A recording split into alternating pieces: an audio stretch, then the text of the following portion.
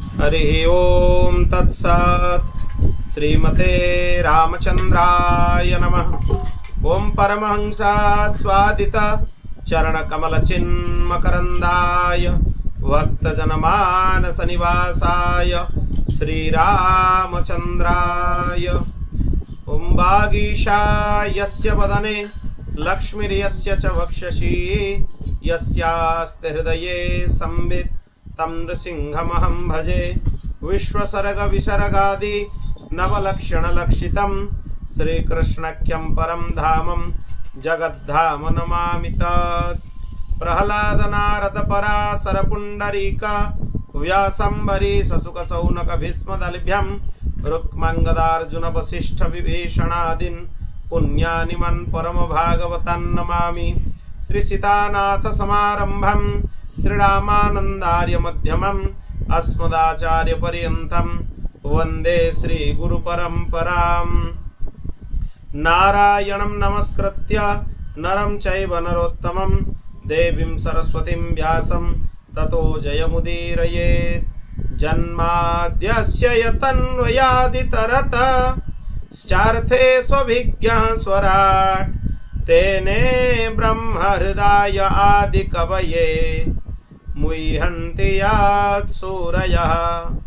तेजो वारिमृदं यथा विनिमयो यत्र त्रिसर्गो मृषा धाम्ना स्वेन सदा निरस्तकुहकं सत्यं परं धीमहि। ओम नमो भगवते उत्तमश्लोकाय नमः आर्यलक्षणशीलव्रताय नम उपशिक्षितात्मन उपासितलोकाय नमः साधुवादनिकषणाय नमो ब्रह्मण्यदेवाय महापुरुषाय महाराजाय नमः। यस्यामलं नृपसदस्सुयशोधुनापि गायन्त्यघग्नमृषयो दिगिभेन्द्रपट्टं तं नाकपालवसुपालकिरीटजुष्टं पादम्बुजं रघुपतिं शरणं प्रपद्ये। नमोऽस्तु रामाय सलक्ष्मणाय देव्यै च तस्यै जनकात्मजायै। नमोऽस्तु रुद्रेन्द्रयमानिलेभ्यो नमोऽस्तु चन्द्रार्कमरुद्गणेभ्यः। श्रीराम जय राम जय जय राम। श्रीराम जय राम जय राम।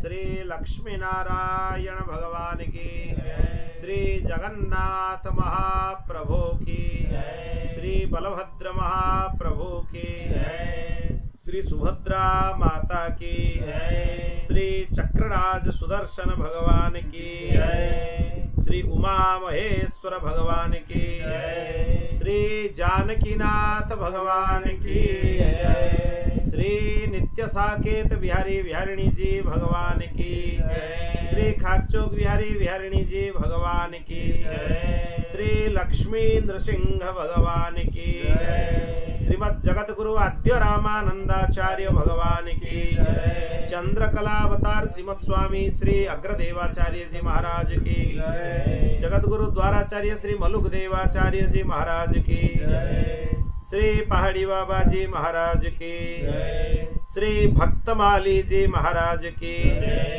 श्री सद्गुरुदेव भगवान की, श्री पवन सुत हनुमान की, श्रीमद् भागवत महापुराण की, श्री पुरुषोत्तम मास महामहोत्सव की। जय जय श्री सीताराम, जय जय श्री राधे श्याम, हर हर महादेव, निताय गौर हरि बोल। अनंत कोटि ब्रह्मांड नायक भगवान श्री हरि की महती कृपा करुणा से आज हम षष्ठ दिवस के श्रीमद् भागवत कथा के सत्र में प्रवेश कर रहे हैं।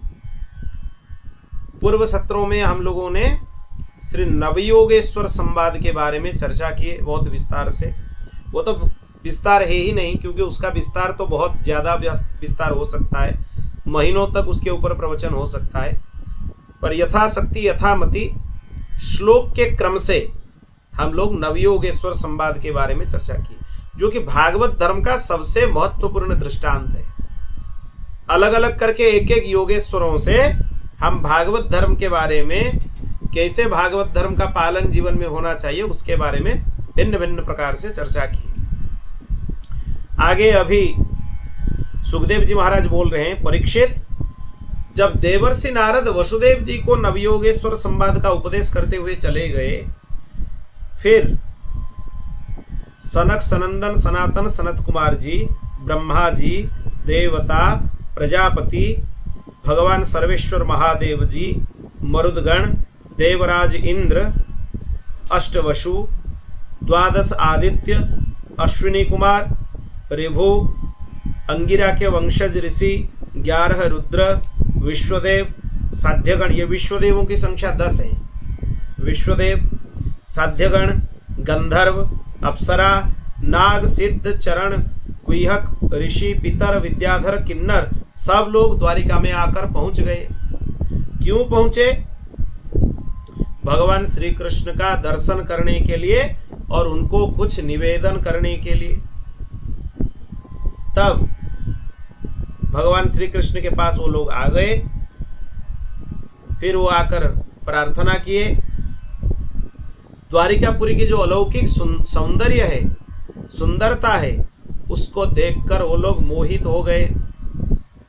और भगवान के स्वरूप इतना सुंदर है, उसको तो बस नेत्रों के मार्ग से बार बार दर्शन करते ही रहे, तृप्ति नहीं होती।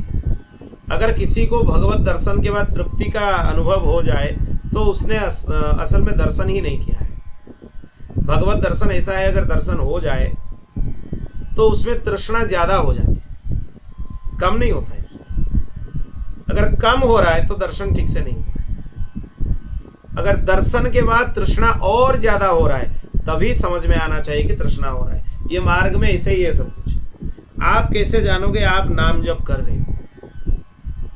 आज जितना जाप कर रहे हो उससे आपको भारी असंतुष्टि होगी, रात को सो नहीं पाएंगे। इतना कम नाम जप किया, कल इससे ज्यादा करेंगे। उसके लिए लोभ बढ़ता रहेगा, तृष्णा बढ़ता रहेगा। तो समझना ठीक से नाम जप तुमने किया है या ठीक से मंत्र जप किया है।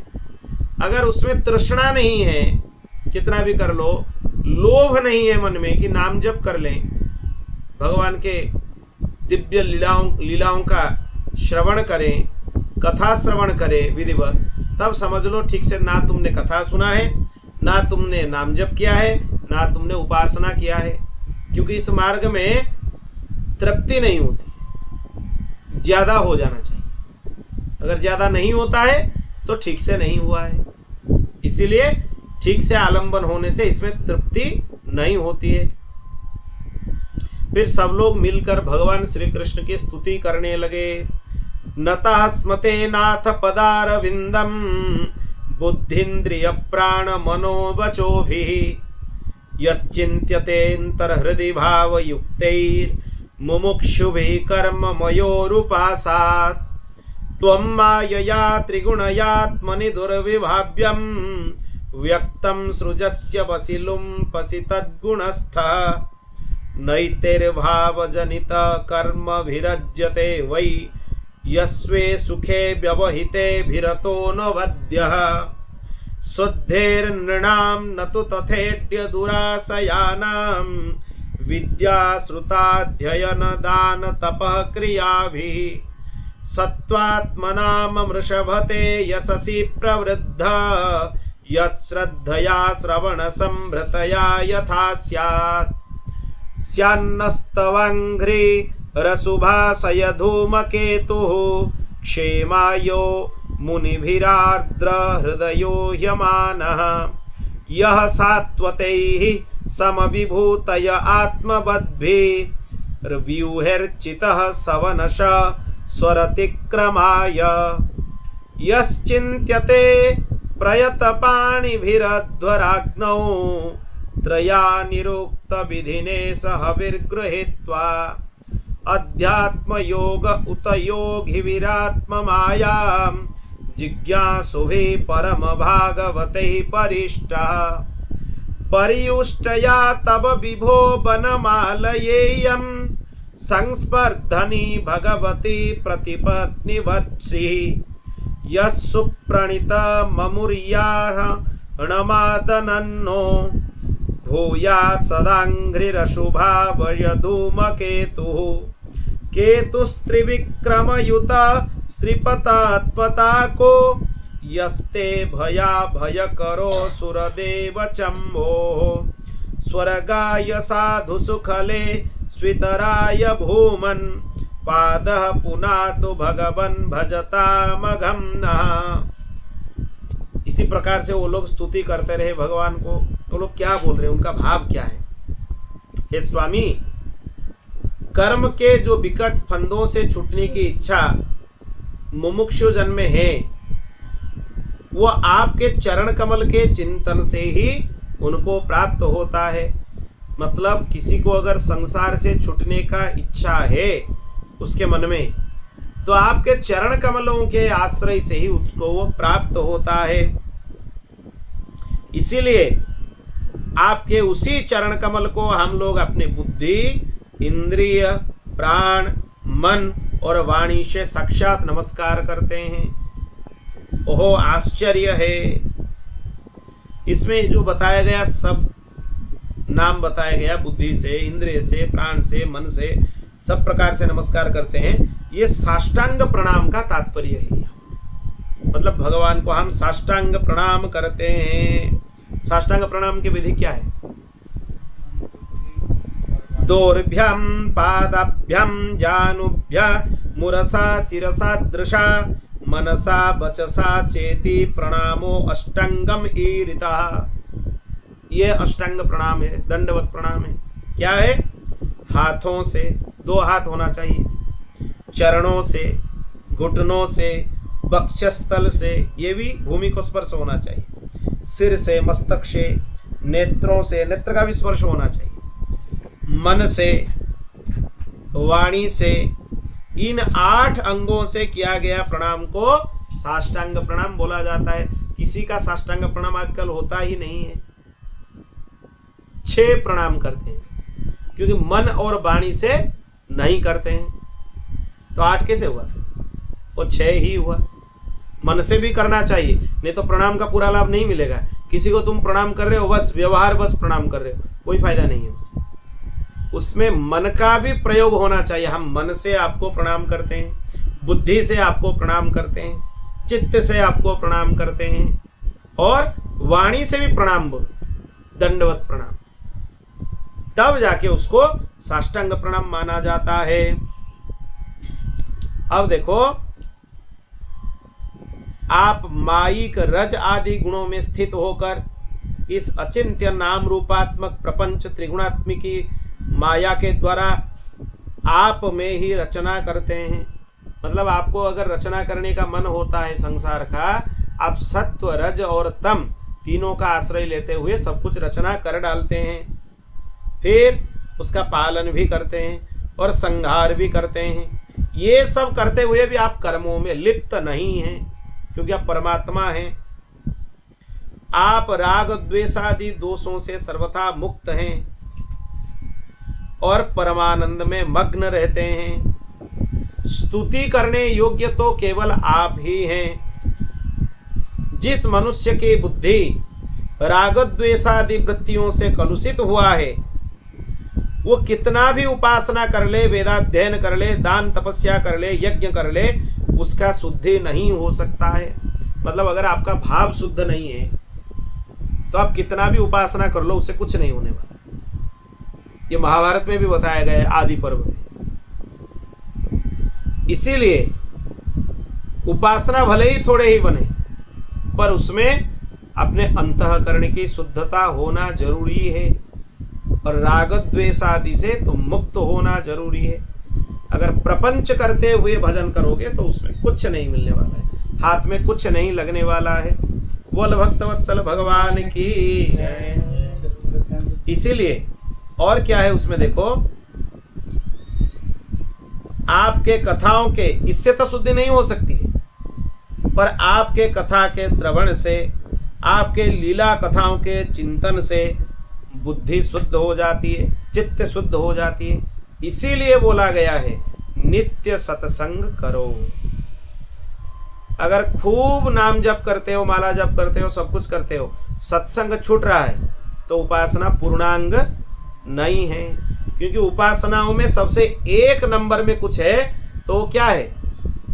सत्संग है, भगवत कथा श्रवण है। कथा श्रवण में अगर रति नहीं है, प्राण नहीं है कथा, तो समझ लो तुम इस मार्ग में ही हो नहीं। ये सबसे महत्वपूर्ण चीज है।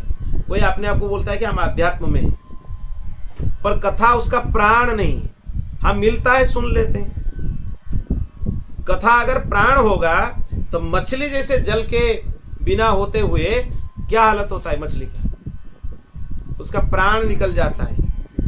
वो हालत अगर तुम्हारा हो रहा है कथा के बिना, तो समझ लो असल में तुम्हें कथा सुनने का लाभ मिल रहा है, तुम ठीक से सुन। नहीं तो अगर कथा श्रवण में तुम्हारा रति नहीं है, कुछ भी उपासना कर लो, उतना लाभ तुम्हें मिलने वाला नहीं है जितना मिलना चाहिए। नित्य निरंतर कथा का श्रवण करना चाहिए, सत्संग नित्य चाहिए, ग्रंथ का स्वाध्याय भी नित्य चाहिए, नाम जप नित्य चाहिए, और शुद्धता से मिला हुआ धन से ही अपना निर्वाह होना चाहिए। और जो वस्तु भगवान को निवेदित कर नहीं सकते हो, उसको आहार के रूप में नहीं लेना चाहिए। कहीं भी कुछ भी मिल रहा है उसको पालो, ये ठीक नहीं है। उससे चित्त वृत्ति में गड़बड़ आता है। भले ही पानी पी के रह जाओ, पर इधर उधर का चीज मत, चाहे वो कितना भी शुद्ध हो, पर उसको लेना नहीं चाहिए। उसके बारे में सोचना चाहिए, किसने बनाया, कैसे बनाया, उसकी अंतःकरण की वृत्ति क्या है, सब कुछ भजन के ऊपर उसका प्रभाव होता है। इसलिए उसमें थोड़ा ध्यान देना जरूरी है। ये सब चीज बहुत जरूरी है। अगर आपके उपासना ठीक से हो जाएंगे तो आपके अंतःकरण के वृत्तियां शांत हो जाएंगे। कैसे पता चलेगा? देखने से। किसकी अंतःकरण की वृत्तियां शांत है या नहीं है, उसके निर्णायक क्या है उसके पास। उसके दो नेत्र हैं। देखने वाले लोग नेत्र को देखकर ही समझ जाते हैं कि इसके अंतःकरण के वृत्तियां शांत है या भागते रहते हैं। देखने से ही नेत्रों से पता चल जाता है, पर जानने वाला होना चाहिए। सबको थोड़ी पता चल सकता है, तो उसमें जानने वाला जान लेते हैं। जिसको जानना है कि इसके अंतःकरण की वृत्तियों का सर्वथा निरसन हुआ है या नहीं हुआ है, इसके निर्णायक उसके दो नेत्र हैं, उसी को देखकर पता चल जाता है। इसीलिए तुम महापुरुषों के पास जाकर कुछ भी बोलो, कितना भी भजन करो, कुछ भी बोलो, जब वो तुम्हारे नेत्र में देख लेंगे वो समझ जाएंगे इसके वृत्तियों का क्या अभी हाल है। उनको कुछ बताने का जरूरत नहीं होता है। महापुरुषों को बस जाकर प्रणाम कर दो, वो तुम्हारे नेत्र में देखकर समझ जाएंगे इसका अभी स्थिति क्या है, भजन में स्थिति क्या है, चिंतन में स्थिति क्या है, कितने अंदर ये चला गया है और कितने बाहर में है, ये सब पता चल जाता है। इसीलिए भजन में स्थिरता लाने के लिए निरंतर कथा का श्रवण करो। भगवत कथा का श्रवण में जो चीज प्राप्त हो सकता है वो दूसरे किसी साधन से नहीं प्राप्त, किसी साधन से नहीं हो सकता। केवल कथा श्रवण से, नित्य श्रवण करो। सनकादिकों से तुम ज्यादा सिद्ध हो। सनक, सनंदन, सनातन, सनत कुमार साक्षात भगवान के अवतार हैं। वो नित्य निरंतर बैठ के कथा सुनते हैं। क्या नियम है पता है उनका? 4 में से कोई एक प्रवचन करता है, 3 बैठकर सुनते हैं। फिर वो उठ जाए तो दूसरा आ जाते हैं बोलने के। उनके लिए भागवत जी में लिखा है, महात्म्य में, कथा मात्रैक जीवनम। उनका जीवन है कथा, वो कथा छोड़कर नहीं रह पाए। शिवजी से ज्यादा सिद्ध हो। शिवजी कुंभज ऋषि के पास जाते हैं कथा सुनने के लिए, राम कथा। उनसे बड़ा वाचन कौन कर सकता है? शिवजी स्वयं जाते हैं कथा सुनने के लिए। कागभूषुंडी जी के यहाँ भी जाते हैं शिवजी कथा सुनने के लिए। एक पक्षी है और उसके पास भी राम कथा सुनने के लिए जाते हैं। कथा के इतने प्रेमी हैं। और कहीं भी कोई भी कथा हो, हनुमान जी सबसे पहले आकर बैठ जाते हैं कथा सुनने के लिए। यत्र यत्र रघुनाथ कीर्तनम तत्र तत्र कृतमस्तकांजलिम वाष्पवारि परिपूर्ण लोचनम मारुति नमत राक्षसांतकम। नेत्रों में, अश्रुपूर्ण नेत्रों में भगवान की सुंदर सुंदर लीलाओं का श्रवण हनुमान जी करते रहते हैं। तो इसीलिए इतने बड़े बड़े सिद्धों से तो ज्यादा सिद्ध नहीं बनना चाहिए। कथा का श्रवण करो और तुम लोग देख भी लो अपने जीवन में। जब तुम्हारे जीवन से कथा छूटता है तब देखोगे वृत्तियों का क्या हाल होता है। परीक्षा करके देख लो अपने जीवन में। जब कथा मिल रहा है, नित्य मिल रहा है, निरंतर मिल रहा है, कुछ नहीं होगा। वृत्तियां पूरा शांत रहेंगे, भजन भी होगा, नाम जप भी होगा, सब कुछ होता रहेगा। जब देखो अपने जीवन में, कब जानोगे कि तुम्हारे समय खराब है, तुम्हारा समय अभी खराब चल रहा है, कैसे जानोगे? भगवत भक्तों का समय खराब क्या होता है? शनि, राहु, केतु इत्यादि की पीड़ाओं से नहीं। कह हनुमंत विपति प्रभु सोई, जब तब भजनन सुमिरन होई। हनुमान जी बोलते हैं विपत्ति क्या है? भगवान, जब आपका भजन, स्मरण, कथा, कीर्तन नहीं होता है वही हमारे लिए विपत्ति है, और कुछ विपत्ति नहीं, वही विपत्ति है। विपदो नैव विपदः संपदो नैव संपदः, विपन् विस्मरणो विष्णु संपन्न नारायण स्मृति। जिसको हम लोग विपद समझते हैं वो विपत्ति नहीं है, और जो धन आदि को हम संपत्ति समझते हैं वो संपत्ति नहीं है। विपन्न विस्मरणो विष्णु, भगवान को भूल जाना ही विपत्ति है। संपन्न नारायण स्मृति, भगवान को याद करना ही संपत्ति है। तो इसीलिए जब कथा, कीर्तन, भगवत स्मरण से तुम दूर हो जाओगे, समझ लेना अभी समय खराब चल रहा है। भगवान को प्रार्थना करो कि ये समय ज्यादा देर तक ना चले। कुछ भी हो जाए, अपने कथा से, अपने नाम से, अपने कीर्तन से भगवान हमें बचाकर मत रखें। यही प्रार्थना उनको करना चाहिए, क्योंकि इसी से ही अंतःकरण शुद्ध होते हैं। अंतःकरण शुद्ध के लिए कथा से बड़ी उपाय और कुछ नहीं है। जो मुमुक्षु जन हैं, प्रेम से जिनका हृदय पिघला हुआ है, वो पांचरात्र आदि के विधि से आपके उपासना करते हैं और वासुदेव, संकर्षण, प्रद्युम्न, अनिरुद्ध आदि स्वरूपों की पूजा करते हैं। 3 समय करते हैं, प्रातःकाल करते हैं, मध्याह्न में करते हैं, सायंकाल करते हैं, और यज्ञ कुंड में आहुति भी देते हैं। आपका चिंतन भी करते रहते हैं, ध्यान भी करते हैं, आपको आराध्य देव भी मानते हैं। जैसे अग्नि, उसको जो दिया जाए उसको जलाकर भस्म कर देता है, वैसे ही आप हमारे पाप ताप को जलाकर भस्म कर दें। और भगवती लक्ष्मी आपके वक्षस्थल पर जो मुरझाई हुई बनमाला है उससे भी सौत की तरह स्पर्धा रखती है। लक्ष्मी जी सोचती है, देखो ये बनमाला का कितना सौभाग्य है, ये भगवान के वक्षस्थल पर है। जैसे सौत के साथ किसी का स्पर्धा होती है, ये मेरा सौत है, इसको ज्यादा सौभाग्य मिल रहा है, लक्ष्मी जी वो बनमाला को सौत समझती है। लिखा है इसमें। क्यों? क्योंकि भगवान, वो भी बासी बनमाला जो भगवान के हृदय कमल में रहकर मुरझाया गया है, उससे स्पर्धा रखती है भगवती महालक्ष्मी। और फिर भी आप उनकी परवाह ना करते हुए भक्तों के द्वारा दी गई मालाओं के उनके प्रेम बस स्वीकार करते हैं। आप ये नहीं सोचते हैं कि महालक्ष्मी जी क्या सोचेगी।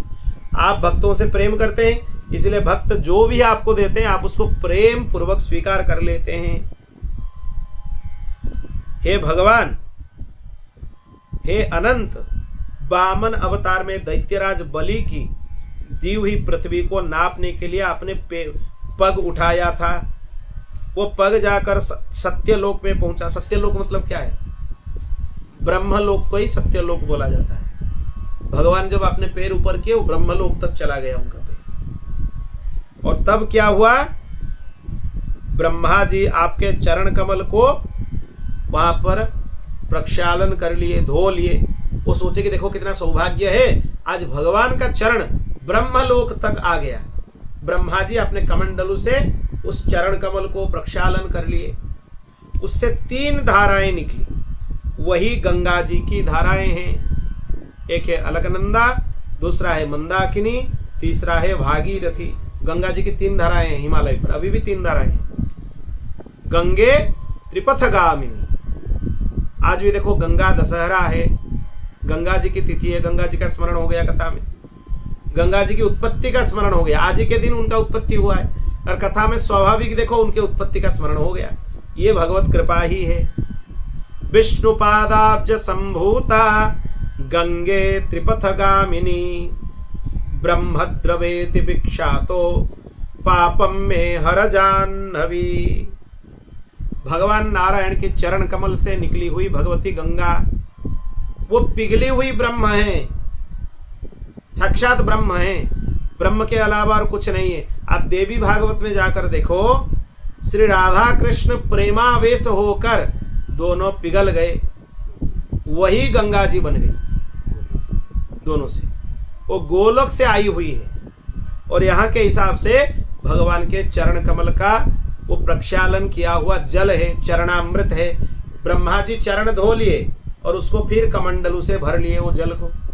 वो बोले कि भगवान के चरणामृत है, उसको पास में रखते हुए तपस्या करने लगे। फिर भगीरथ जी जब तपस्या कर कर उनको प्रसन्न किए, तब ब्रह्मा जी अपने कमंडलू से गंगा जी को छोड़ दिए। फिर गंगा जी आई, उनके धारा प्रवाह इतना भयंकर था, भगवान शंकर अपने जटाओं में उनको धारण किए, क्योंकि भगवान के चरण कमल का जल है, वो इतना पवित्र है। फिर भगवान शंकर गंगा जी को प्रवाहित किए। फिर जन्नू ऋषि के आश्रम में जब गंगा जी आई, उनका सब कुछ बहाकर ले गई। तो जन्नू जी के मन में यह आया, ये हमारे लाली है, कन्या है। उसी भावना से उनको वो पूरा आचमन कर लिए, पूरा गंगा जी को पी लिए जन्नू जी। फिर बाद में भगीरथ जी प्रार्थना किए कि हमारे पूर्वजों का उद्धार कैसे होगा। फिर जन्नू जी अपने कर्ण के मार्ग से उनको निकाले, तब गंगा जी आगे आई और यहाँ गंगा सागर तक आ गई। कपिल भगवान के आश्रम तक हम जाकर वहां कर दर्शन किए हैं। वहां पर गंगा जी और समुद्र में कोई भेद नहीं पता चलता है। यहाँ से देखोगे गंगा जी इतने छोटी है, जितने आगे बढ़ते जाओगे, जब समुद्र तक संगम तक जाओगे तो कौन सा गंगा जी है कौन सा समुद्र है पता नहीं चलता है, उसमें इतना बड़ा है। उनमें तो बड़े बड़े जहाज कभी कभी गायब हो जाते हैं बीच बीच में। हम जब आ रहे थे बीच में 1-2 जहाज वहां पर गायब हो गए, वो रात को मिले, दूसरे दिन मिले, वो मिले ही नहीं, कहाँ गायब हो गए जहाज, वो मिलते नहीं, इतना बड़ा है उनका विस्तार। अद्भुत है गंगा जी, ये साक्षात ब्रह्मद्रवा है। गंगा जी में स्नान करने से पाप ताप नष्ट हो जाते हैं, और उनके स्नान का एक विधान है। कोई भी पवित्र नदी में बिना नहाए जाकर स्नान नहीं करना चाहिए। मतलब घर से पहले नहा लो, शरीर पवित्र हो जाए। फिर गंगा जी आदि पवित्र नदी में साबुन आदि लगाना नहीं चाहिए, साबुन तेल कुछ भी लगाना नहीं चाहिए। वस्त्र नहीं धोना चाहिए, अपवित्र शरीर में उनके अंदर प्रवेश नहीं करना चाहिए। पहले गंगा जी को जाकर साष्टांग प्रणाम करो, क्योंकि साक्षात ब्रह्मद्रवा है। पहले जाकर उनमें चरण मत रखो, वो पिघली हुई ब्रह्म साक्षात भगवान ही है वो। फिर उनके जल को मस्तक पर लगाओ, नेत्रों में लगाओ, उनका आचमन करो, फिर प्रणाम करो। अगर पूजन का कुछ सामग्री लिए हो तो पुष्प आदि अर्पित करके उनका पूजन करो। स्तुति याद है तो स्तुति करो, जयकारा करो। फिर उनको प्रणाम करते हुए क्षमा मांगो कि भगवती अभी हम स्नान करेंगे, हम चरण स्पर्श कर रहे हैं, चरण से आपको स्पर्श करेंगे, हमारे अपराध को क्षमा कीजिए। यह स्मरण करते हुए, भगवान नाम स्मरण करते हुए जाओ और खूब आराम से स्नान करो। वहां पर शरीर को मलना भी नहीं चाहिए, इसे वो भी मना है। जाओ बस डुबकी लगाओ, फिर बाहर आकर चले आओ। और आकर शरीर को पोंछना भी नहीं है, नहीं तो पूरा गंगा स्नान का फल नहीं मिलने वाला है। हम लोगों को विधान पता नहीं होता है, इसीलिए उल्टा पुल्टा हम करते हैं काम, कुछ फायदा नहीं होता है। वहां से आने के बाद जो स्नान करके बाहर आए वो जल शरीर में ही सोखना चाहिए, उसको पोंछना नहीं चाहिए, वस्त्र को उसमें निचोड़ना नहीं चाहिए। बस आकर वस्त्र बदल लो, फिर वो पानी अपने आप कुछ देर में ही, आधा घंटे के अंदर सूख जाएंगे। पवित्र नदियों में स्नान करने का विधान यही है। साल में एक बार कम से कम गंगा जी में स्नान करना चाहिए, क्योंकि गंगा स्नान का फल 1 साल तक रहता है शरीर के ऊपर। तो इसीलिए, और गंगा जी तो हमारे ऊपर कृपा करती ही रहती है, बीच बीच में बुला लेती है कभी कभी। तो इसीलिए गंगा जी में कम से कम 1 वर्ष में 1 बार तो स्नान जरूर करना चाहिए। बोल भक्तवत्सल भगवान की। और अभी जो उत्तरकाशी गए थे, उत्तरकाशी में तो वो उत्तर वाहिनी गंगा जी है वहां पर। जैसे काशी में उत्तर वाहिनी है, उत्तरकाशी में भी उत्तर वाहिनी है। वो हमारे आश्रम, जो महाराज जी का आश्रम है, वहीं से ही उत्तर वाहिनी है, उसके पहले नहीं है। मतलब वहीं से ही उत्तरकाशी का क्षेत्र शुरू होता है। आनंद भैरव वहां पर हैं, जिनको खंडार देवता बोलते हैं, उनका नाम है आनंद भैरव। वो प्रत्यक्ष विराजमान है, अभी भी प्रत्यक्ष विराजमान है। लोगों के साथ वो बातचीत करते हैं, इसे समझ, इतने प्रत्यक्ष है। उनके पुजारी जी, क्या उनका मन हुआ महाराज जी के आशीर्वाद के बाद, जो उनके पुजारी जी हैं खंडार देवता के, हम उनसे स्वाभाविक कुछ बात नहीं किए थे, पर वो अपने आप कुछ ऐसे अलौकिक चीज आकर हमें बताए। वो बताए कि हमें मन हो रहा है कि आपको ये चीज बताने के लिए, क्यों हो रहा है हमें पता नहीं, पर आपको बताना है। और एक सेवा भी हमें सौंप दी कि यहाँ पर जो आनंद भैरव हैं, उनके बारे में आपको कुछ लिखना है उजागर करके, वो उनका ही आदेश है। तो इसीलिए हम आपको आकर बोले हैं। वहाँ पर वो भी सूर्य नारायण जी थे, उनके साथ ही हम थे, और वो इतने भावुक होकर बोले, उनके नेत्रों में आंसू थे। बोले कि क्यों बता रहे हैं हमें पता नहीं है, पर आपको ही बताना है। हम भी सोचे कि देखो कितने निकृष्ट अधम होते हुए भी भगवान की कितनी कृपा है। इसका कारण इसीलिए है गुरु कृपा के कारण। गुरु जी की कृपा हो जाए तो सब लोग कृपा करते हैं। सदगुरुदेव भगवान कृपा किए तो कहाँ गए हैं, और वहाँ के स्थान के मुख्य देवता, उनकी कृपा अपने आप ही बरस रहा है। तो स्वयं आकर वहाँ पर भगवान काशी विश्वनाथ भी हैं, भगवती अन्नपूर्णा माता भी हैं, और दत्तात्रेय भगवान का स्थान भी है वहाँ पर। भगवान दत्तात्रेय हैं, उनका तपस्थली है वो बहुत दिन तक वहाँ पर तप किए हैं भगवान। उन्हीं का चरित्र आज प्रारंभ होने वाला है भागवत जी। फिर वहाँ पर परशुराम जी भी हैं, परशुराम जी की तपस्थली है वहाँ पर। वो वहाँ पर बहुत दिन तक तप किए हैं, अद्भुत क्षेत्र है। गणेश जी हैं, कार्तिकेय जी हैं, सब है वहाँ पर। और गंगा जी का इतना अविरल निर्मल धारा है। गंगा जी का सबसे पहली डैम है मनेरी डैम। आश्रम थे, मनेरी डैम बहुत बाद में आता है, आश्रम पहले आता है। मतलब आश्रम तक गंगा जी का जो धारा है वो अविरल निर्मल धारा है, कोई भी डैम नहीं है उसके पहले। आश्रम के बाद ही पहला डैम आता है गंगा जी का, मनेरी डैम। वहां तक अविरल कोई बाधा रहित प्रवाह है गंगा जी का, गंगोत्री से। पूरा गंगोत्री का पवित्र जल वहां पर आ रहा है, इतना पवित्र है। और गंगा जी तो गंगा जी हैं, उनके शब्द से ही तुम्हारे ध्यान लग जाएंगे। और उनके इतने कृपा है, जहां पर हम रुके हुए थे वहां पर उनका दर्शन भी होता था स्थान से, जो रूम से हम लोग रुके थे। उनका शब्द भी कान तक आता था, वो प्रवाहित हो रही है। मतलब इतने कृपा है, पूरा अपने धारा के 200 मीटर के अंदर ही हमें रखी। मतलब गंगा जी के गोद में ही थे, ऐसे समझ लो, इतने कृपा है। इसलिए आज इतने पवित्र तिथि में गंगा जी का स्मरण हो गया। हम बारंबार गंगा जी को दंडवत प्रणाम करते हैं, क्योंकि वो ब्रह्मद्रवा है, साक्षात भगवान के विभूतियों में ही है। यहां पर देखो इतना सौभाग्य है। स्थावराणम हिमालय, भगवान बोलते हैं अपने विभूति योग में कि पर्वतों में मैं हिमालय हूं, मतलब हिमालय उनकी विभूति है। और स्रोतसा मस्मि जाह्नवी, और नदियों में मैं गंगा जी हूं, भगवान बोलते हैं गंगा जी उनकी विभूति है। तो दोनों विभूतियों के बीच में ही हम थे। हिमालय जी भी भगवान की विभूति है और गंगा जी भी भगवान की विभूति है। इससे सौभाग्य क्या हो सकता है। ये इसीलिए हम अपने भाग्य की बहुत सराहना करते हैं। गुरुदेव भगवान की कृपा है, बारंबार उनको प्रणाम करते हैं। उन्हीं की धारा के जैसे भगवान हमारे समस्त पाप ताप को धो दें, भगवान को प्रार्थना करते हैं। जितने शरीरधारी हैं वो जीते मरते रहते हैं, भटकते रहते हैं। हम लोग भी क्या हो रहा है, भटकते रहते हैं। सुख दुख से वो बाहर नहीं आ पाते हैं, उनके वश में होते हैं।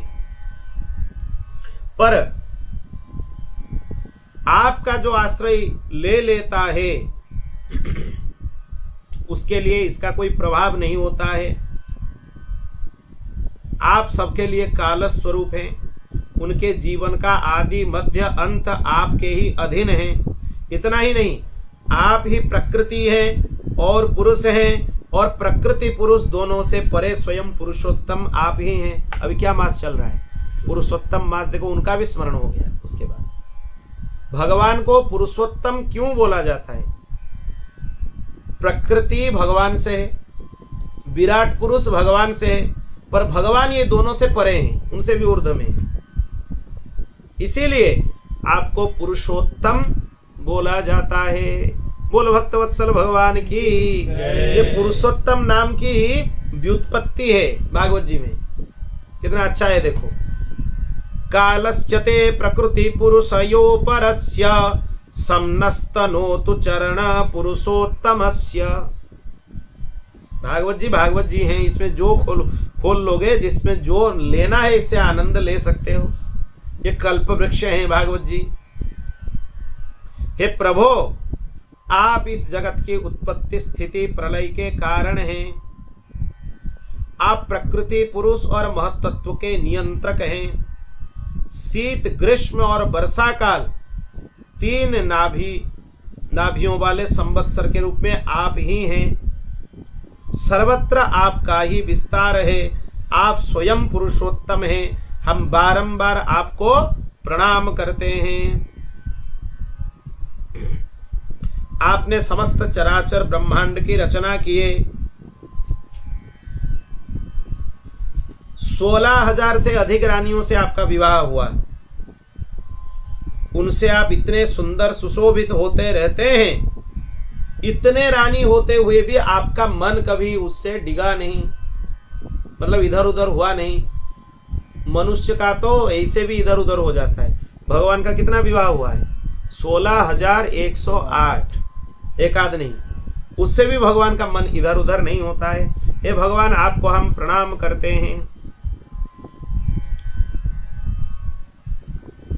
अब बोले देखो एक अद्भुत बात, फिर गंगा जी का स्मरण हुआ है। कितना अद्भुत है।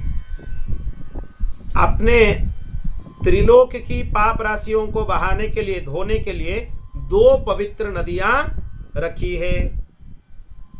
एक तो आपकी अमृतमयी लीलाओं से भरी कथा नदी, और दूसरे आपके पाद प्रक्षालन के जल से भरी गंगा जी। दो बहाव है, दो नदियां हैं, एक तो गंगा जी हैं और दूसरे क्या हैं, आपके कथा। दोनों से पाप भस्म होते हैं, कथा श्रवण से भी भस्म होते हैं, नष्ट होते हैं, और गंगा जी का आश्रय लेने से भी नष्ट होते हैं। अतः जो सत्संग से भी विवेकी जन हैं, वो कानों के द्वारा आपकी कथा नदी में और शरीर के द्वारा गंगा जी में गोता लगाकर पाप मिटा देते हैं। शरीर से गंगा जी में स्नान करो और कर्ण रंध्र से भगवान की कथा सुनो, दोनों से आप अत्यंत पवित्र हो जाते हैं, पाप ताप सब कुछ मिट जाते हैं वहां से। फिर सुखदेव जी वहां पर बोलते हैं, सभी लोग ऐसे प्रणाम किए। फिर ब्रह्मा जी बोले, हे भगवान, आपको हम लोगों ने प्रार्थना इसीलिए किया था कि आप अवतार लेकर पृथ्वी का भारा हरण करें। पृथ्वी में बहुत सारे राक्षसों का उपद्रव है, उसको शांत करने के लिए आप अवतार ग्रहण करें। आपने ये सब काम कर लिए और धर्म का संस्थापन भी कर लिए, यदुवंश में अवतार लिए, बहुत सारे लीलाओं का संपादन किया।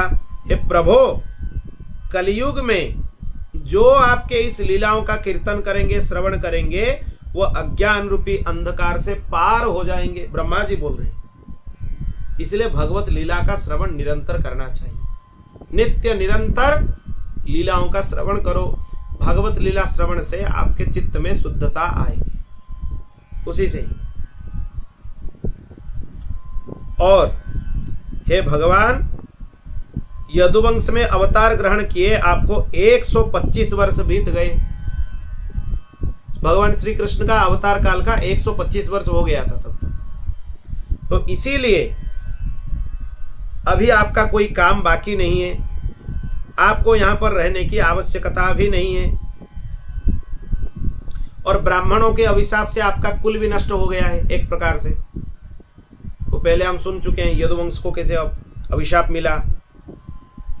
हे वैकुंठनाथ, अगर आप अभी उचित समझें तो अपने परम धाम में पधारिए, हम लोगों का पालन पोषण कीजिए, यहाँ आ जाइए। श्री भगवान उवाच, भगवान बोलते हैं, ब्रह्मा जी, आप जो बोल रहे हैं उसके बारे में हमने भी वही निश्चय किया है कि हमने पृथ्वी का भार उतार दिया है, परंतु अभी एक काम बाकी है। जो यदुवंश हैं वो बल, विक्रम, वीरता, शूरता, धन संपत्ति से उन्मत्त हो रहे हैं, वो संपूर्ण पृथ्वी को ग्रस लेने के लिए अभी तैयार हैं। तो इनको अभी हमें रोकना है, इनका विध्वंस अपने आंखों के सामने देखना है, फिर जाकर हमें जाना है। ये ब्रह्मा जी को भगवान बोले। इसीलिए मैं अभी अत्यंत निकट में ही, कुछ दिन के अंदर ही अपने परम धाम में हम आ जाएंगे। भगवान इस प्रकार बोले, देवता उनको प्रणाम कर कर चले गए। फिर द्वारिका में बहुत बड़े बड़े अपशकुन होने लगे, अशुभ लक्षण दिखने लगे। द्वारिका में बड़े बड़े उत्पात वहां पर दिखाई हुआ सबको। सब लोग भगवान श्री कृष्ण के पास आए।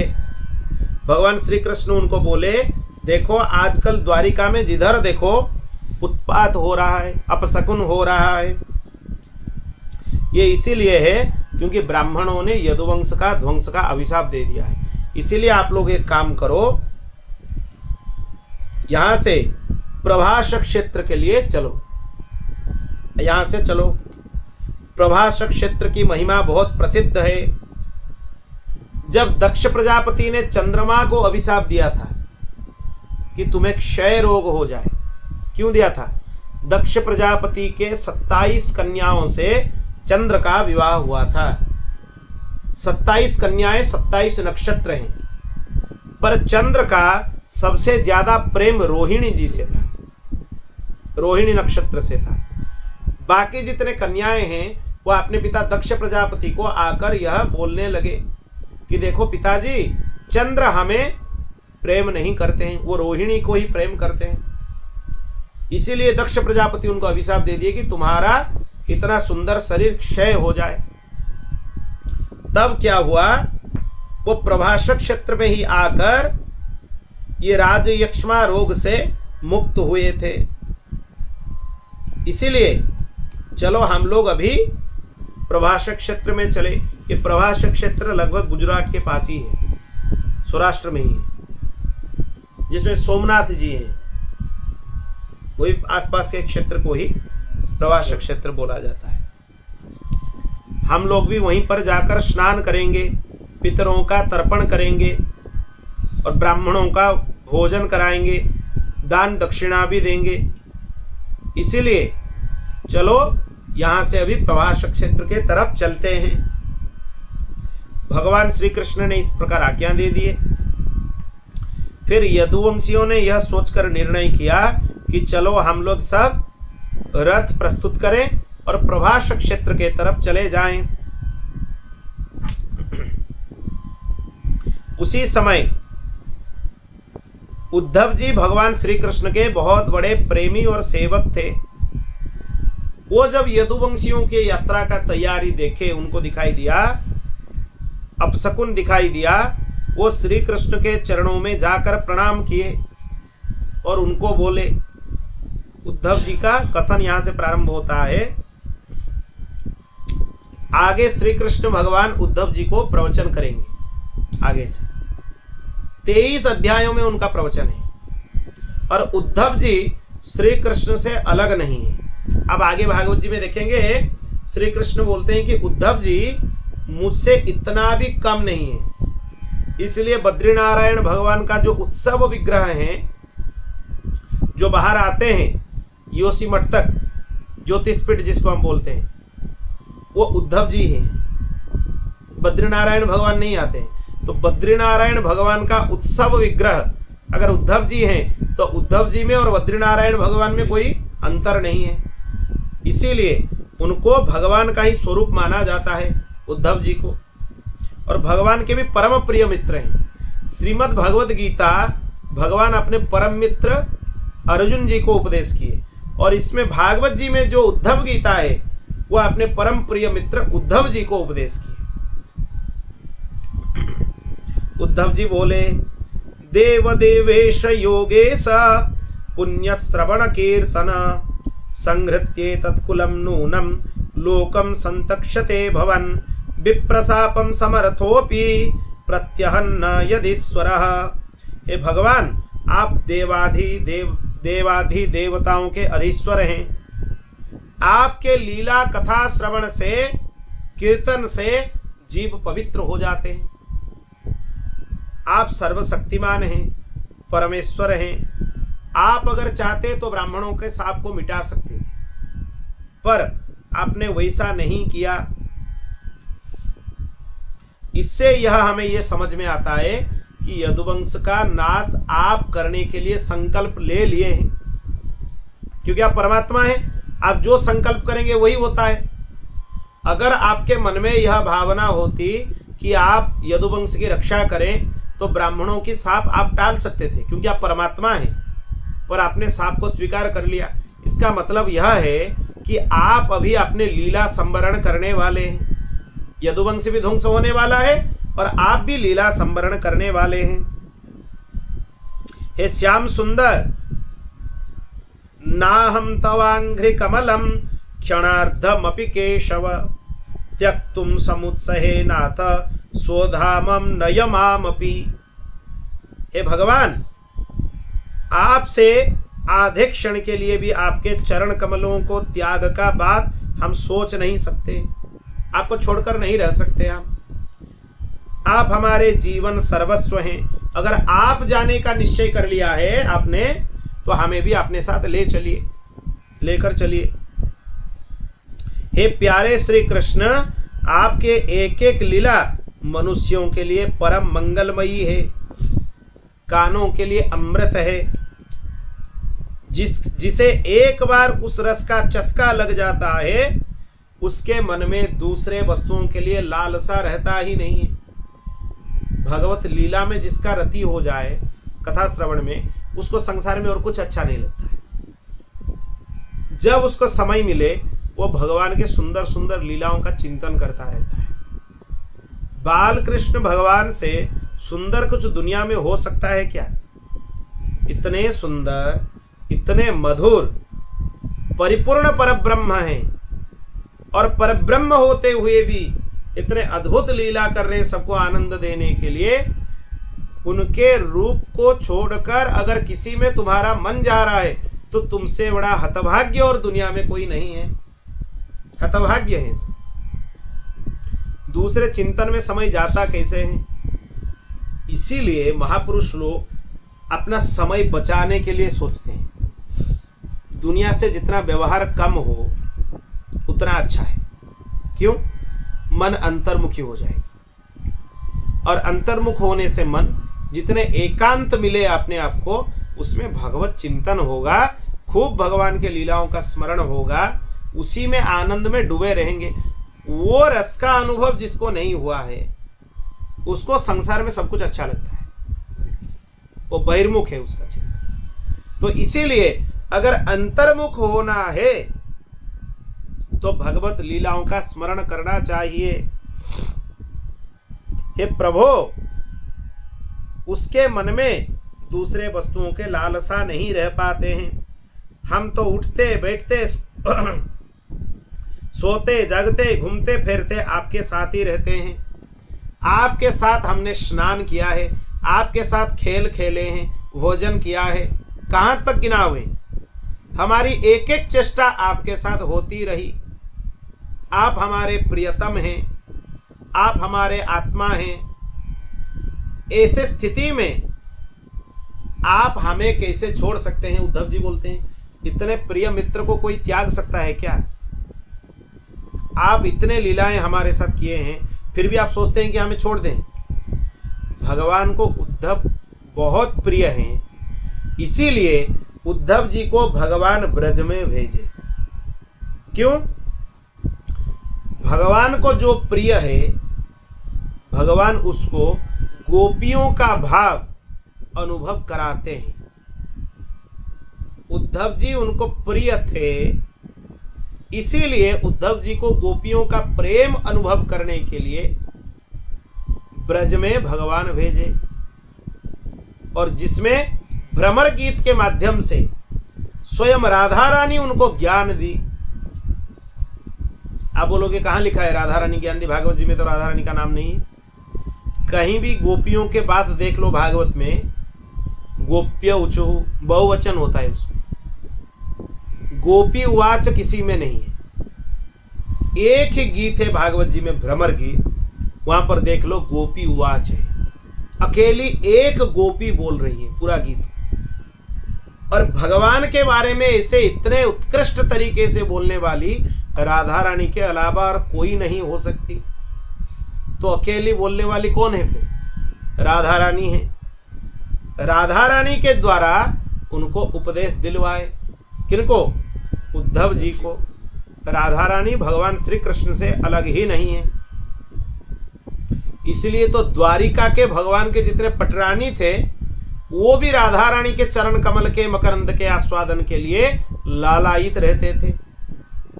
उनके मन में कभी ये भावना नहीं आती कि राधा रानी हमारे सौत हैं।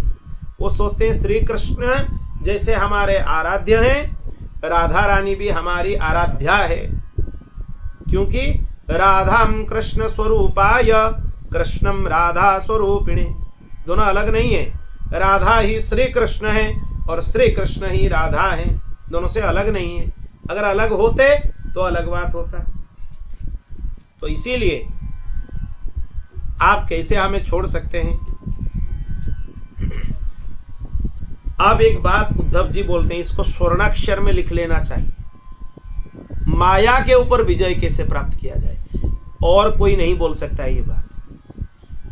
क्यों नहीं बोल सकता है? क्योंकि माया कोई साधारण नहीं है, कोई ऐसे इधर उधर से आकर बोल दे कि हम माया के ऊपर विजय प्राप्त कर लेंगे। उद्धव जी ऐसे हैं, उद्धव जी के कोटि के भक्त बोल सकते हैं कि हम माया के ऊपर विजय प्राप्त कर लेंगे। पर वो एक अच्छा काम किए, भागवत जी में युक्ति बता दी है माया के ऊपर विजय कैसे प्राप्त करना है। किसी को भी इतना उत्कृष्ट युक्ति है, इससे ऊपर कोई हो नहीं सकता। क्या है देखो, त्वयोपभुक्ता स्रगंध वासोलंकार चर्चितः उच्छिष्ट भोजिनो दासा स्तव मायां जये मही। हे भगवान, हमने आपकी धारण की हुई माला पहनी, भगवान की जो प्रसादी माला है उसको गले में धारण कर लिए। ये जो तुलसी की माला है हम लोग धारण किए कंठी, ये भगवान की प्रसादी माला ही तो है। हमारे मन में भावना नहीं आता है, इसीलिए हमें फल नहीं मिलता है। वो तो गले में निरंतर पड़ा हुआ है तुलसी जी के रूप में, और तुलसी जी तो साक्षात श्री जी ही है। श्री जी से अलग है क्या तुलसी जी? जिसके कंठ में तुलसी माला है उसको अनुभव करना है कि श्री जी हमारे साथ 24 घंटे 8 प्रहर हमारे साथ हैं। तो भगवान की पहनी हुई माला हमने पहनी, आपके लगाए हुए चंदन हमने लगाए, वो तो नित्य हम लगाते हैं। ठाकुर जी को चंदन पहनाते हैं, खूब सुंदर उनको जो मलयागिरी के चंदन है उससे श्रृंगार करते हैं, और उसी का प्रसादी भगवान के प्रसादी चंदन को ही मस्तक में तिलक के रूप में धारण करते हैं। इसी के लिए गुरुदेव भगवान के प्रसादी चंदन धारण करने का परंपरा प्रारंभ किए, और उसी से सब लोग लगाने लगे। फिर ये तो पहले ये पासा भी उनके चरण कमल की रज है, ये पासा भी भक्तों के चरण कमल की रज है जो मेलकोट से मिलता है। और जो गोपी चंदन है वो तो सभी गोपियों का चरण कमल का रज है। और आपके उतारे हुए वस्त्र हम पहनते हैं।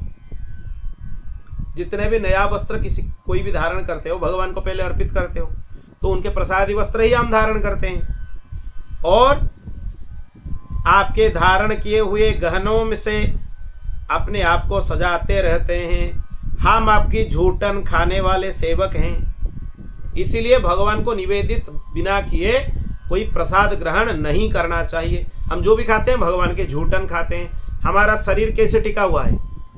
भगवान के झूठन से, भगवान के उच्चिष्ट से हमारा जीवन टिका हुआ है। हम कुछ नहीं खाते हैं, इसे सोचना चाहिए, और खाना भी नहीं चाहिए, पाना भी नहीं चाहिए। क्या पाओगे? जिसको भगवान ने ग्रहण कर लिया है उसी को पाओ। जिसके ऊपर तुलसी दल डाला जा सकता है, और डाला हुआ है, डाला जा सकता है नहीं, डाला हुआ है, भगवान के पास अर्पित हुआ है, उसी को प्रसाद के रूप में ग्रहण करो, दूसरा कुछ मत ग्रहण करो। इसीलिए हमने आपके माया के ऊपर विजय प्राप्त कर लिया। कैसे प्राप्त कर लिया? इसी वस्तुओं से, आपके प्रसादी माला से, आपके प्रसादी चंदन से, आपके प्रसादी वस्त्र से, आपके प्रसादी आभूषणों से, आपके प्रसाद जो भोग आपको धराया जाता है, आपके उच्चिष्ट है, उससे हमने माया के ऊपर विजय प्राप्त कर लिए। अतः प्रभो, हमें आपकी माया का डर नहीं है। आप समझ लो, माया का डर किसको होना चाहिए? जिसके पास ये सब बल नहीं है उसको माया सताती है। अगर ये सब होते हुए भी तुम्हें माया सताती है, तुम ठीक से नहीं कर रहे हो, तुम्हारा गलती है उसमें। या तो तुम्हारे अंदर उतना भावना नहीं है कि हमारे पास इतना सौभाग्य है कि भगवान का उच्चिष्ट पा रहे हैं, भगवान की प्रसादी माला है, भगवान के प्रसादी चंदन है, उतना भावना तुम्हारे अंदर नहीं है।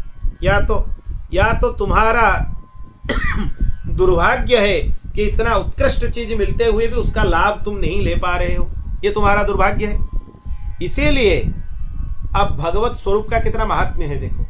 ये चिन्ह जिसके मस्तक के ऊपर रहे, भगवान के चरण चिन्ह हैं, और कंठ में तुलसी रहे, मुख में भगवान का नाम रहे, भगवत चिंतन रहे, भगवत प्रसाद का सेवन करें, उसके लिए माया कभी बाधक है ही नहीं।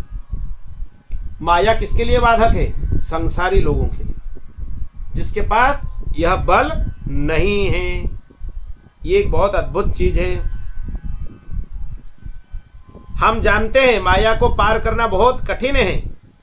बड़े बड़े ऋषि मुनि दिगंबर रहकर आजीवन नैष्ठिक ब्रह्मचर्य का पालन करते हुए भी, परिश्रम करते हुए भी, संन्यास ग्रहण करते हुए भी माया के ऊपर पार नहीं पा पाते।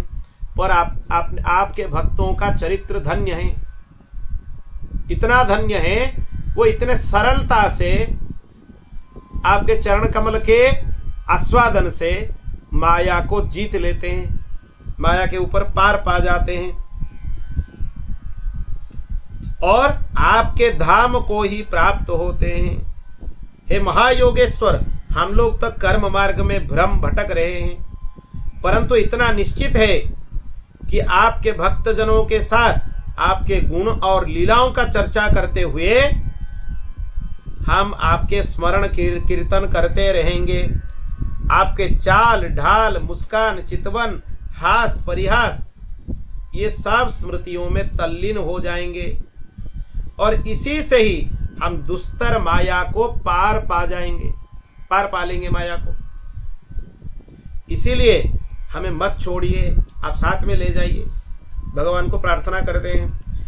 जब इस प्रकार उद्धव जी ने भगवान को प्रार्थना किए, तब भगवान अपने प्रिय सखा उद्धव जी को उत्तर दिए। क्या उत्तर दिए देखो अभी।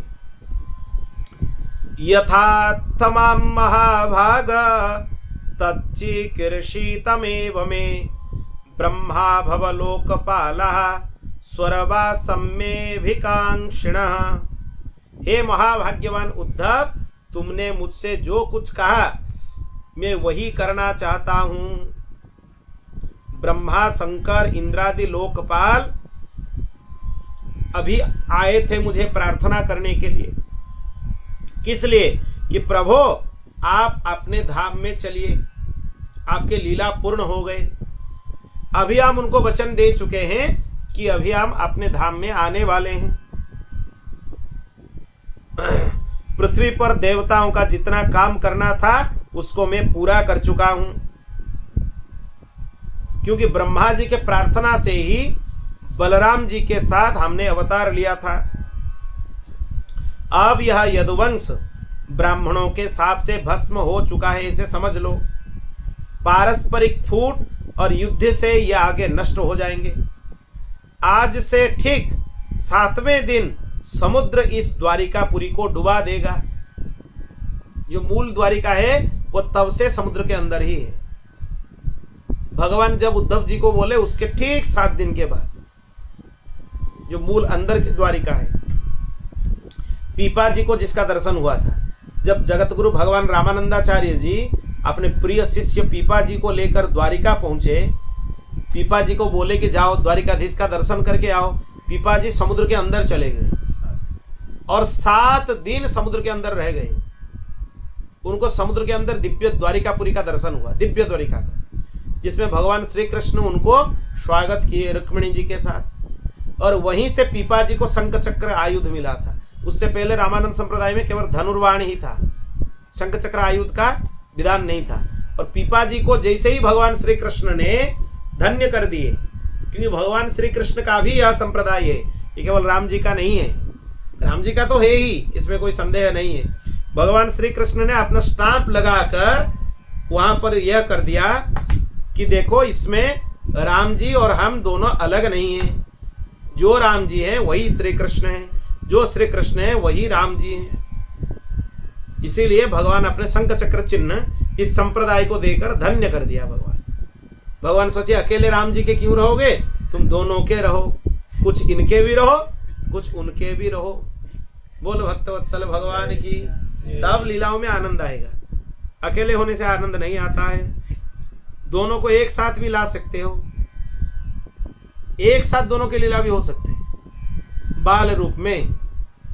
यहाँ तक जो मधुर उपासना के महात्मा हैं उनका भाव यह रहता है, वो बोलते भी हैं कभी कभी। एक बार यशोदा जी बाल कृष्ण भगवान को लेकर आई और कौशल्या जी बाल राम जी को लेकर आए। कहाँ से?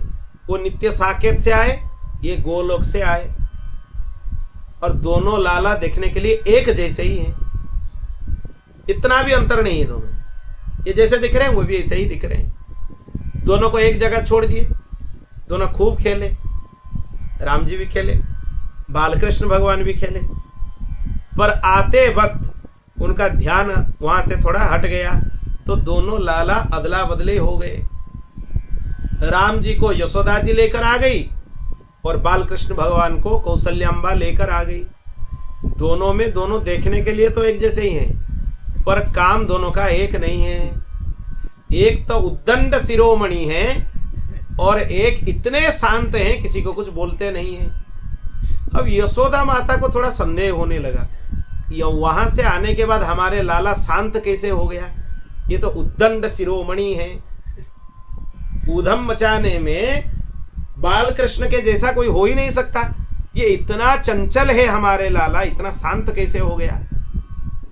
और वहां पर कौशल्या जी सोचने लगी हमारे लाला को क्या हो गया? घूमने के लिए लेकर गए थे, आने के बाद देखो ये इतना चंचल हो गया, क्या हो गया? वो बहुत दुष्टता करने लगे। बोले राम जी तो इतना शांत हैं, सब इधर उधर फेंकने लगे, इधर का उधर, उधर का इधर, सब उलट पलट करने लगे। और वहां पर राम जी जाकर धीरे से बैठ गए।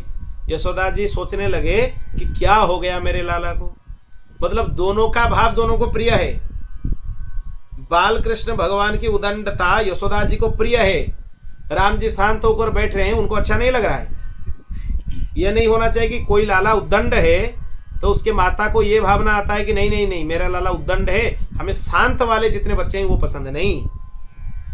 उसके उद्दंड बच्चे ही उसको पसंद हैं, क्योंकि उसके अपने। और इसके शांत जो राम जी थे, नयनाभिराम, इतने गंभीर दृष्टि से निहारते रहते थे, वो चले गए गोलोक में। फिर बाद में पता चला ही तो लाला अदला बदली हो गए इधर उधर। फिर दोनों को लाकर उनके अदला बदली कर दिए। गोलोक में बालकृष्ण भगवान आ गए और राम जी साकेत में आ गए। ये ऐसे लीला होते रहते हैं। वृंदावन में देखो कितने सरल होते हैं भक्त। दो महापुरुष यमुना जी के तट में बात कर रहे थे, उनको वहां पे हरे हरे घास दिखे यमुना जी के पास, तो दोनों में झगड़ा शुरू हो गए। क्यों? जो श्री कृष्ण भक्त थे वो बोले कि हमारे कन्हैया के गैया यहाँ पर घास चरेगी, और राम जी वाले बोले क्यों? हमारे राम जी के घोड़ा यहाँ पर घास चरेंगे। दोनों में झगड़ा शुरू हो गया। ऐसे झगड़ा शुरू हो गया कि दोनों चिमटा उठाकर मारने के लिए उद्यत हो गए। दोनों को एक साथ राम जी और श्री कृष्ण वहां पर प्रकट हो गए। बोले देखो हम दोनों में तो झगड़ा नहीं है, तुम्हारे पास क्यों झगड़ा? ये आनंद है, विनोद है, ये झगड़ा थोड़ी है, ये विनोद है भक्तों में। तो राम जी बोले देखो यमुना जी के उस पार हमारे घोड़ा चर लेंगे, और श्री कृष्ण बोले यमुना के इस पार हमारे गैया चर लेंगे। हमारे अंदर झगड़ा नहीं है, तुम लोग झगड़ा क्यों करते हो? बोल भक्तवत्सल भगवान की। ये झगड़ा नहीं है, देखो दोनों ठाकुर जी का दर्शन हो गई वहां। तो इसीलिए ये आनंद होता है। आप भगवान उद्धव जी को बोले प्यारे उद्धव, जिस क्षण मैं मर्त्यलोक का परित्याग कर दूंगा उसी क्षण सारे मंगल नष्ट हो जाएंगे, कलयुग का प्रभाव ज्यादा हो जाएंगे, और तुम यहां पर मत रहना उस समय, क्योंकि कलयुग का प्रभाव ज्यादा हो जाएंगे। तो इसीलिए तुम यहां पर मत रहना। स्नेह छोड़कर पृथ्वी में स्वच्छंदता से विचरण करते रहना।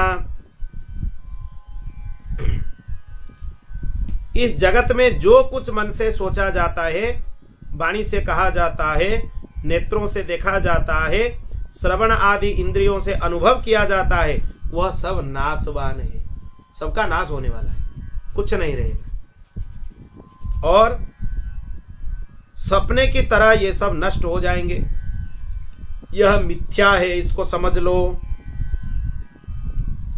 इसीलिए जिस पुरुष का मन अशांत है, असंयत है, उसको पागल की तरह अनेकों वस्तुएं मालूम पड़ते हैं। वास्तव में यह उसका चित्त का भ्रम है। जिसका चित्त जितना अशांत है उसको बहुत सारे चीज दिखाई पड़ते हैं, और जिसका चित्त शांत हो गया उसको सब कुछ एक जैसे ही दिखाई पड़ता है। भेद ही नष्ट हो जाते हैं। भेद नष्ट हो गया तो चिंतन क्या होगा? एक जगह लग जाएंगे। किसमें लगेंगे? श्री कृष्ण में, क्योंकि सब तो कृष्णमय ही है। कहीं भी देखो, जिधर देखो उधर पाई झलक घन श्याम प्यारे की। हर जगह भगवान का दर्शन होता है।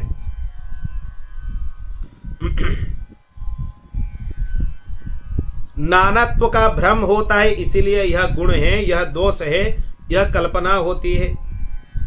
जिसके बुद्धि में गुण दोष बैठ गया है उसके लिए कर्म अकर्म विकर्म उसका भेद रहता है।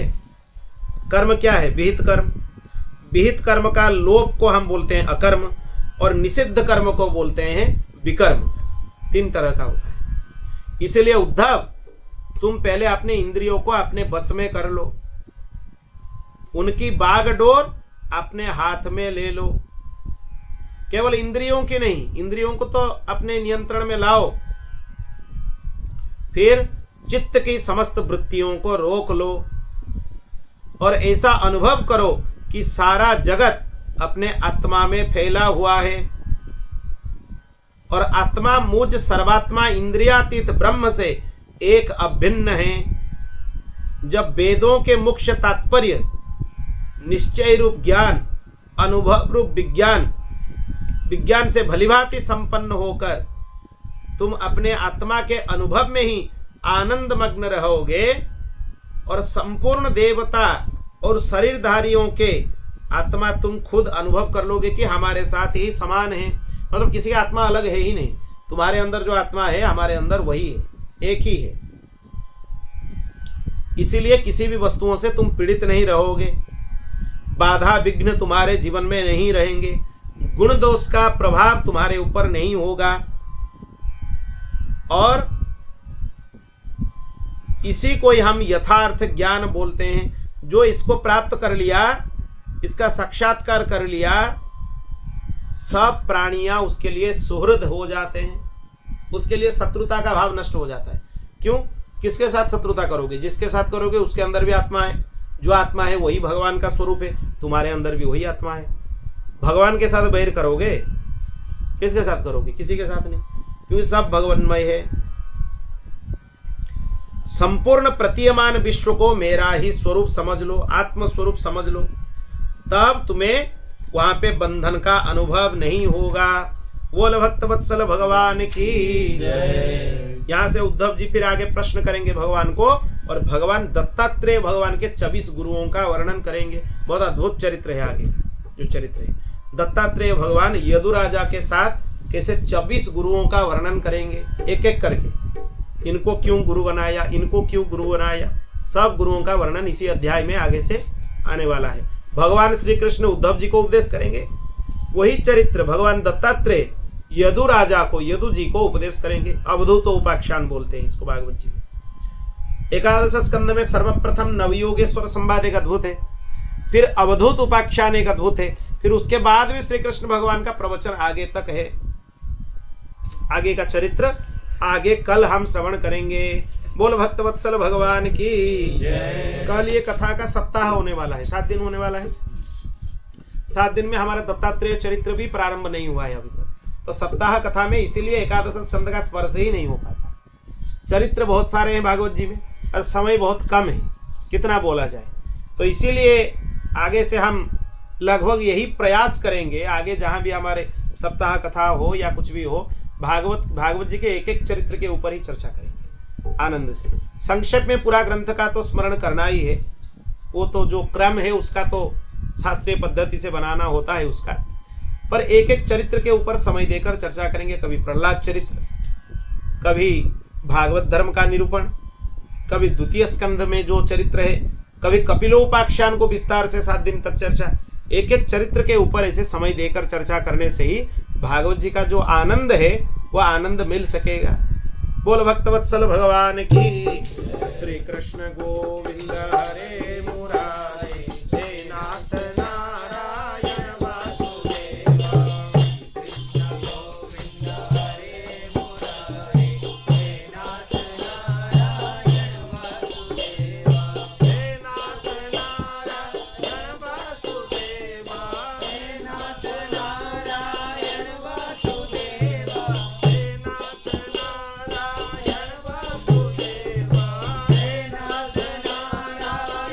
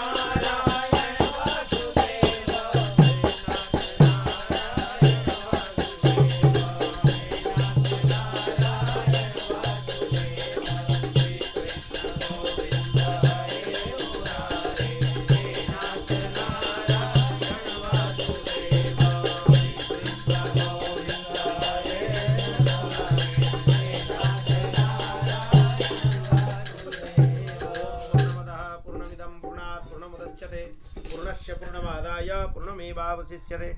हरि ओम शांति शांति शांति। श्री कृष्णार्पणमस्तु।